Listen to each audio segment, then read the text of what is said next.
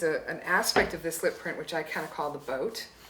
And this is something I came up with, and I'm asking people this if it's factual for them, and that is that when there's a kind of the bottom lip print is almost like a triangle. It isn't quite as intensely that way, but it's like there's a kind of a dip down, and it makes the lip print kind of look kind of like a boat. Mm-hmm. And so what I say about that is that you carry a lot of people. In other words, what you do affects people more than yourself in a big way. You carry a lot of people is the way I put it.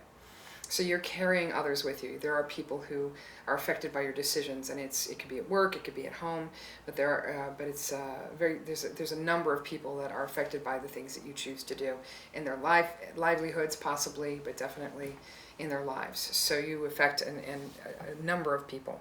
That's what I would say. That's my thing. It's not the official thing. I'm still learning, but we're all learning, and that's one of the things that Jillian encourages, is to come up with new ideas about lip prints. So that's one of my new ideas. So I'm sharing that. There's a lot of lines in the upper lip print especially, so there's some stress in the work life or the outside life. There's a bit of stress going on. It's something that's being handled and being communicated about, so it's not a big problem.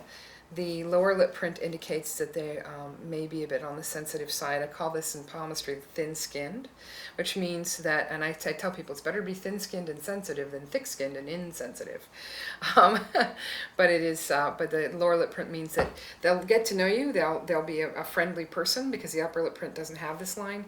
But the lower print indicates that once they get to know you, they still are cautious about getting close to you until they know that you're not going to be the kind of person that'll put them down or hurt them or lash out at them. There's a sensitivity here and that sort of thing. So that's what's showing in this lip print. You cannot tell gender by the lip print, or race.